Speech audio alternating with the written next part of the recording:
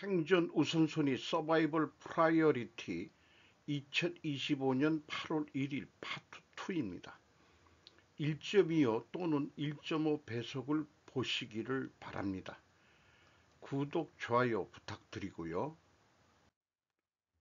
그리고 소리내어 읽어서 뉴스를 이해하는 취지입니다. 제 스스로 또한 기록이기도 합니다. 한국 역사적 쌀 시장 개방, 우리 정부와 엇갈린 백악관 발표. 현정민 기자가 조선비지에서 8월 1일 14시 51분에 보도했습니다. 백악관이 한국과의 무역 협상 타결 사실을 알리면서 한국이 쌀 시장을 개방하기로 했다고 밝혔다. 이는 앞서 우리 대통령실이 밝힌 한미 관세 협상 내용과 배치되는 내용이란 논란이 예상됐다. Providing historic market access to American goods like autos and rice라고 되어 있습니다. 제가 어저께 이거를 이미 지적을 했죠. 트럼프는 농수산물 완전 개방이라고 표현했고 투자 우선순위는 에너지라고 얘기를 했는데 김영공 정책실장은 쌀, 소고기 추가 개방 안함, 투자 우선순위는 조선, 트럼프와 말이 틀리더라고 비교표를 어저께 작성해서 방송했었습니다. 앞서 한국과의 관세 협상 결과를 발표하면서 도널드 트럼프 대통령이 트루셀 소셜에 올린 내용과 또 일맥상통한다. 캐롤라인 레빗이 그 관세 협정서인가 뭐 이런 걸 보여주는 그런 사진을 게재를 했네요. 자, 과연 무엇이 숨기려고 하는 걸까요? 한국 정부는 뭐 균형 발전, 지방 그 발전 등등을 하면서 그 지방의 그 표를 인식해 가지고 농수산물을 방어했다라고는 얘기를 하는데 미국이 거짓말하는 겁니까?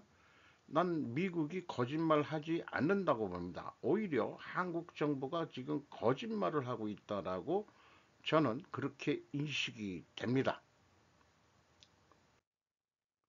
이들의 인류는 진보의 이름으로 멸망할 것인가? 철학자 지잭이 진보를 의심하며 내린 경고. 스미토브 게니치가 릴 사운드라는데 게재한 내용입니다. 슬라보의 지잭이 평론집 진보를 의심한다에 왜 우리는 발전하면서 자멸로 향하는가? 라는 책을 설명하는 내용이기도 합니다. 이름을 보니까 러시아계 같기는 합니다. 에, 트럼프가 그 2.0 되기 전에 예언을 했던 건데 트럼프가 이기면 법의 지배로서 오늘날 이유되고 있는 것은 권력의 분립도 포함해 종언을 맞이한다라고 했었답니다. 말하자면 우리는 바로 그런 세계에 발을 들여놓은 것이다. 물론 그에 따라 비참한 전쟁이나 위기 상황에 처한 기후변화를 막을 방법도 쉽게 찾을 수 있을 것 같지 않다. 진정한 보수란 무엇인가? 제가 개인적으로 보수란 무엇인가라는 책은 읽어본 적이 있습니다. 그렇다면 우리는 모든 것을 포기하고 스스로의 생존과 현상 유지에만 전념할 수밖에 없는 것인가? 진정한 보수란 두 단계를 밟는다. 첫째, 현 시점에서 진보로 여겨지는 것을 향해 우리는 한 걸음 한 걸음 내딛는다. 근데 그 본문을 쭉 읽다 보면 둘째라는 대목은 안 나와 못 찾겠어요. 그것이 가져온 결과를 항상 검증해 궤도 수정을 계속 도모하는 거. 수정 보완해 간다는 뜻이겠죠. 제7장의 진정한 변혁을 위한 실천주의일 것이다. 여기서 그는 레닌의 공산주의는 환상을 품지 않고 낙담에 잠기지 않고 활력과 유연성을 유지하면서 몇 번이나 출발점으로 또 다시 출발한다로 극히 곤란한 작업에 임할 때 파멸을 면한다라고 표현하고 있습니다. 현재의 자본주의는 더 이상 옛날과 같은 시장의 지배가 아니라 거대 테크 기업이 사람들의 삶과 선택의 근본을 통제하는 테크노 봉건제, 이 신세계 질서를 테크노 봉건제라고도 읽기도 하고, 또 명명을 한다 그러면 저는 에, 금융 자본주의다, 금융 자본의 세계화다, 이렇게 저는 인식을 하고 있습니다. 종래의 좌파 리버럴이 내걸어온 복지국가를 지키자나 반자본주의를 호소하자라고 하는 주장만으로는 통용되지 않게 되고 있다. 실질적으로 많은 공산주의 국가들이 몰락을 하고, 실제 지금 중국이나 러시아가 공산주의냐 하면은 그것도 아닌 거고요. 중국은 그 공산당 지배하에 있는 일당 독재 체제라고 보면 되겠고, 또 북한은 그 뭐 공산 인민주의 민주주의 공화국으로 되니까 공산이란 말은 안 씁니다만은 김씨 왕조죠. 오른쪽도 왼쪽도 아닌 시선, 희망을 찾기 위해 보수 성향의 공산주의자를 자처하는 지제. 이게 생김이 러시아에 같아요. 트럼프나 르펜 같은 우파 포퓰리즘에는 부정적인 자세를 보이면서도 리버럴 세력의 위선에도 날카롭게 파고든다. 리버럴이 원래 위선적인 모양이죠. 편리한 기술이 점점 생겨나고 경제도 성장하고 있다. 하지만 세계는 왜 이렇게 불안정하고 살기 어려워지고 있는 것일까? 전쟁은 계속되고 기후변화는 심화되고 격차는 계속 벌어지고 있다. 앞으로 나아갈 뿐만 아니라 그 진행 방식이 누군가를 희생시키고 있지 않은지, 자신들의 발밑을 잃지는 않았는지, 그렇게 되물으면서 몇 번이라도 다시 시작하는 자세가 필요하다고 호소. 그렇다고 해서 물론 지적이 말하는 것이 모두 타당하다고는 할 수 없다라고 말을 맺고 있습니다. 이 글을 읽고서 진보와 보수로 이원화, 단순 이원화하는 이념에는 이젠 정말 식상할 정도입니다. 뭘 이런 걸 가지고 철학을 운운하는지. 진화란 다른 말로 그저 저는 생존이라고 생각합니다. 살아남으면 되는 것이지 세계가 불안정하고 살기 어려워지는 것은 당연하다고 생각을 하고 있습니다. 자연의 세계, 동물의 세계, 치열한 생존 경쟁의 적자 생존이 바로 진화인 거고 생존인 거죠. 저는 인간도 동물이기 때문에 똑같다. 우리가 뭐 머리가 있다고 그러지만은 크게 동물의 세계에서 벗어나지 않는다고 저는 생각합니다. 케이 하이밍 전 주한 중국 대사 한국 정부의 경고, 반중 극우 세력 단속하라.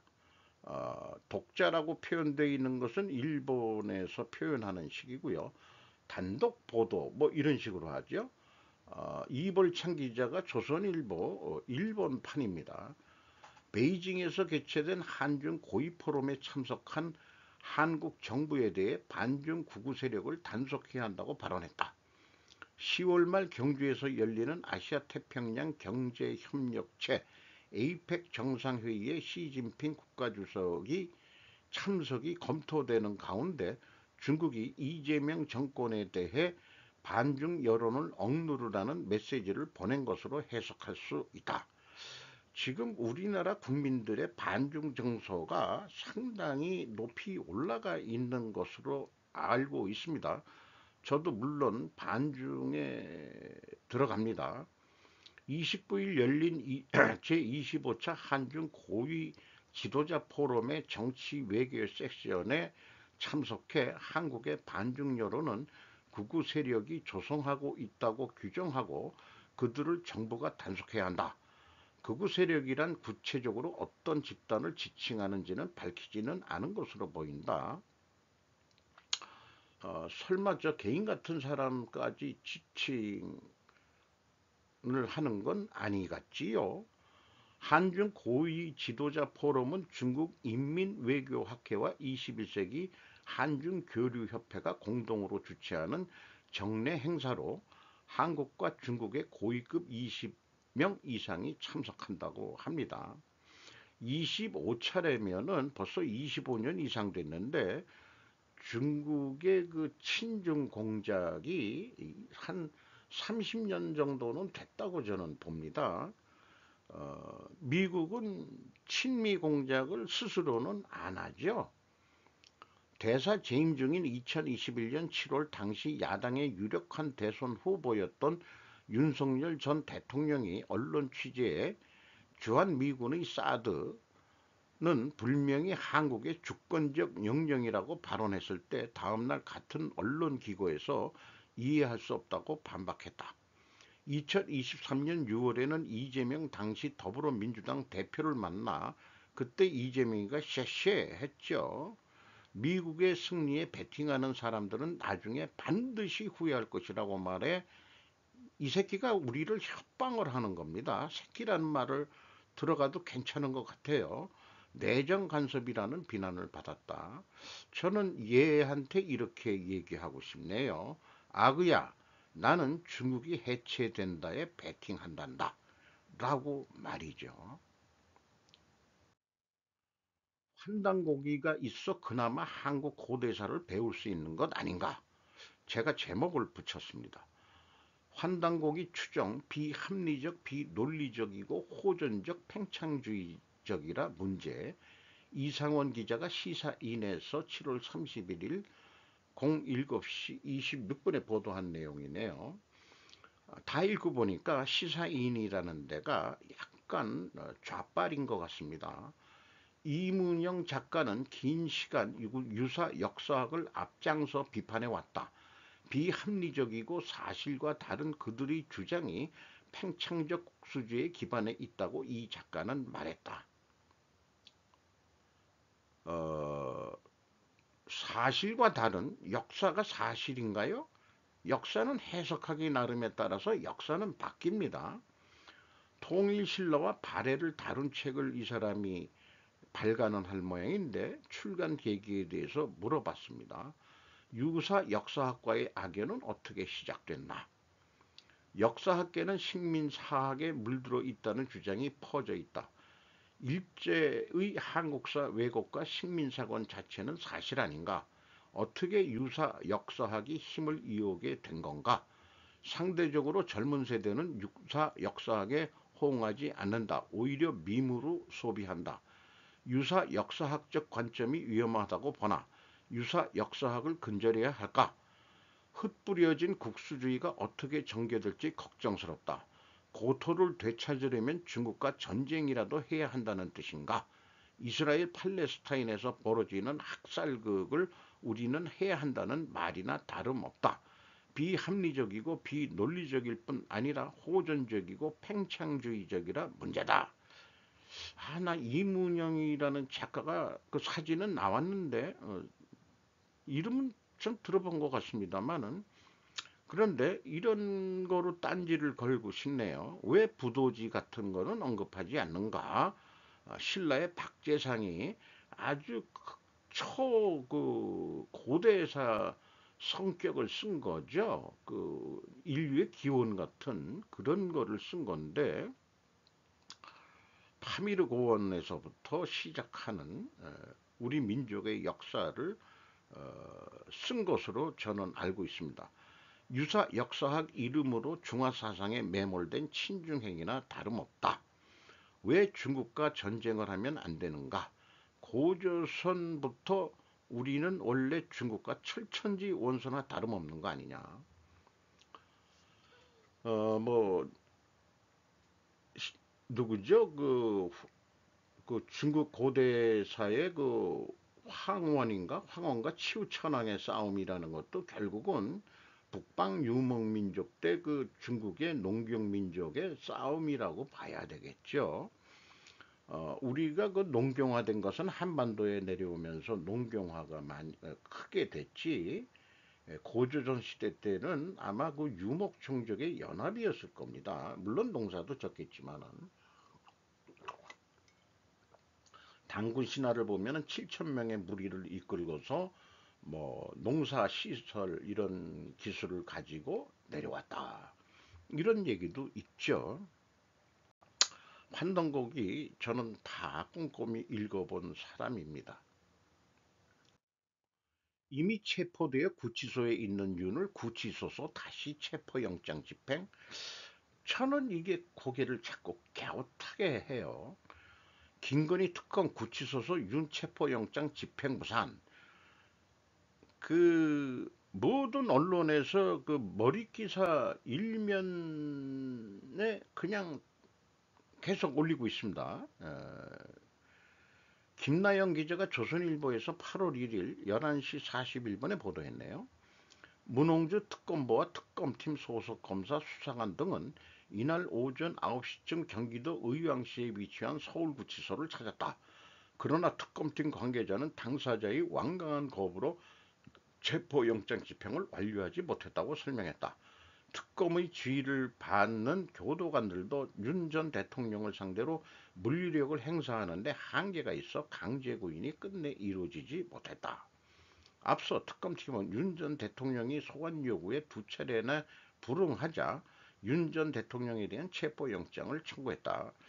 전에도 그래서 체포돼서 지금 구치소에 있는데 또 체포를 해요? 난 그게 참 이상합니다. 윤 전 대통령은 2022년 대선 기간 정치 브로커 명태균 씨로부터 여론조사를 무상으로 제공받고 그 대가로 같은 해 6월 보궐선거에서 김영선 전 국민의힘 의원이 공천을 받도록 영향력을 행사했다는 혐의다. 하면 안 되나? 권력을 가지고 있을 때 트럼프도 뭐 누구 좀 밀어주고 하는 거 공식적으로 그 미국 애들은 다 되는 거 아니에요?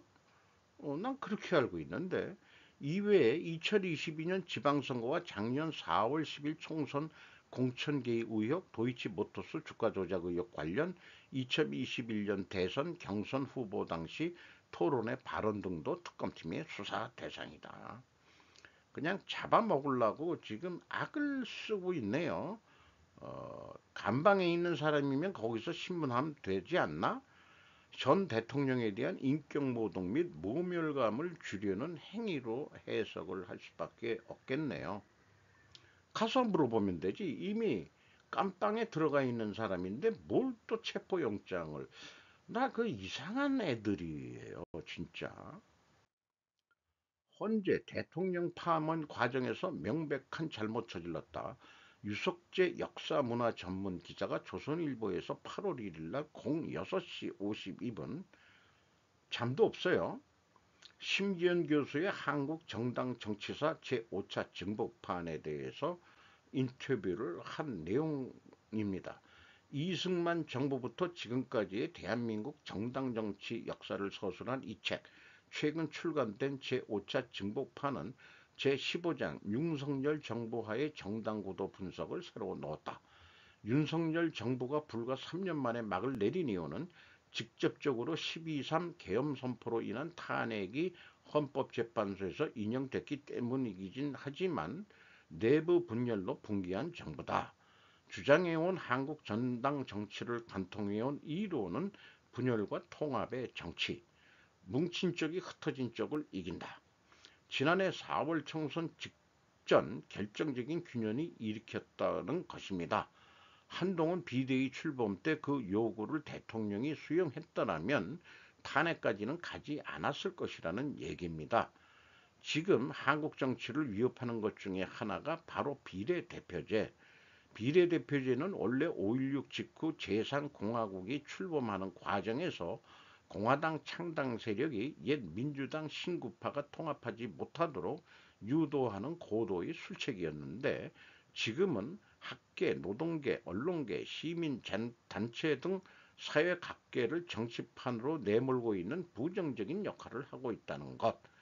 문영배는 재판관 사이에 이견이 있었는데 전원 일치를 만들기 위해 조율했음을 시인했는데 재판관은 헌법과 법률에 의하여 양심적으로 독립하여 심판한다는 헌법재판소 어, 그 정신에 배치되는 내용이라고 할 수 있다는 겁니다.